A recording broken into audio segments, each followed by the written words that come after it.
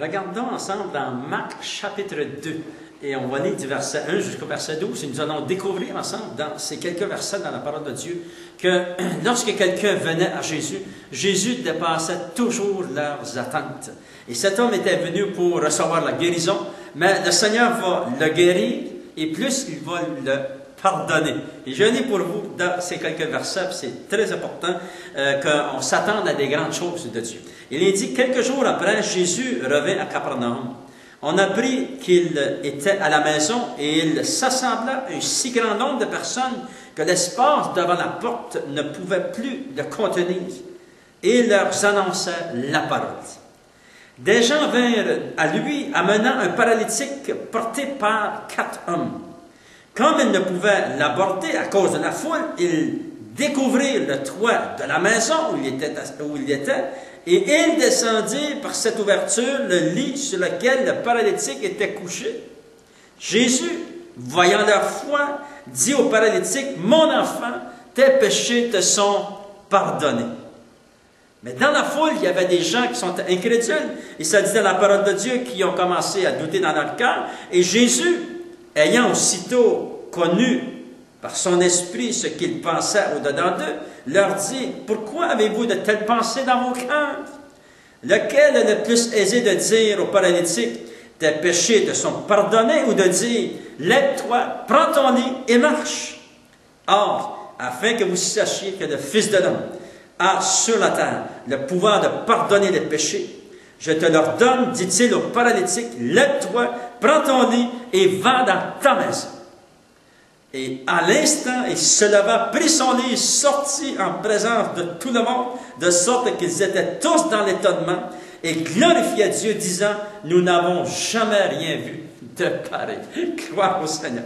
Nous voyons ici une histoire vraiment remarquable, c'est que cet homme qui était paralysé, et de toute sa vie, cet homme était paralysé, et ça dit que 4 personnes, ayant su que Jésus était dans le village, ont amené cet homme vers Jésus, afin que Jésus puisse le guérir.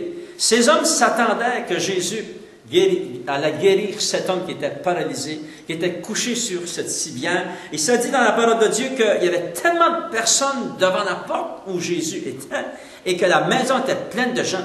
Ça dit que ces gens sont obligés de monter sur le toit de la maison, ouvrir le toit de la maison, descendre cet homme juste à l'endroit où Jésus était afin que Jésus puisse prier pour lui et que cet homme soit guéri. Mais nous voyons que Jésus a fait plus que qu'est-ce que ces hommes ont demandé. Ça dit dans la parole de Dieu que Jésus, oui, l'a guéri, mais aussi que Jésus lui a pardonné tous ses péchés. Et ça, c'est vraiment le plus grand miracle. Vous savez, une guérison, c'est très important. Lorsqu'on reçoit une guérison de Dieu, on est béni, on est content, mais aussi c'est très important lorsque nous recevons le pardon de nos péchés. Il est dit dans la parole de Dieu, ça dit, afin que vous sachiez que le Fils de l'homme a le pouvoir sur la terre de pardonner chaque personne. Le Seigneur a le pouvoir de me pardonner. Le Seigneur a le pouvoir de te pardonner. Gloire à Dieu. Et lorsque nous nous adressons à Dieu, et lorsque nous venons au Seigneur dans la prière, lorsque nous demandons des choses à Dieu, soyez rassurés que le Seigneur va toujours vous donner plus que qu'est-ce que vous demandez. Le Seigneur aime nous étonner. Ça dit que les gens dans la foule étaient étonnés. Ils ont dit, on n'a jamais rien vu de pareil. On n'a jamais... Pourquoi? C'est parce qu'ils sont étonnés de ce que Jésus avait fait. Jésus avait guéri cette personne qui était paralysée, qui ne pouvait plus travailler, qui ne pouvait plus prendre soin de sa famille. Maintenant, cet homme s'est levé, ça dit dans la parole de Dieu, il est retourné à la maison avec son lit sur son épaule, gloire à Dieu, rentré dans sa maison, je suis certain, avec la joie dans son cœur, qu'il savait maintenant qu'elle allait pouvoir pourvoir aux besoins de sa famille, nourrir ses enfants, gloire à Dieu. Et nous savons aussi que cet homme a été pardonné.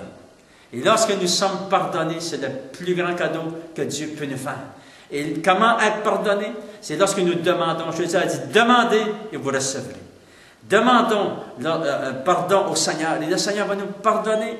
Il a le pouvoir de nous pardonner. Il a le pouvoir de nous guérir. Gloire à Dieu. Attendez-vous à des grandes choses du Seigneur, parce que Dieu est le même aujourd'hui, hier et pour l'éternité. Gloire au Seigneur. J'aimerais prier pour vous maintenant, afin que le Seigneur puisse vous visiter puissamment. Seigneur, je prie pour cette personne qui m'écoute, Seigneur.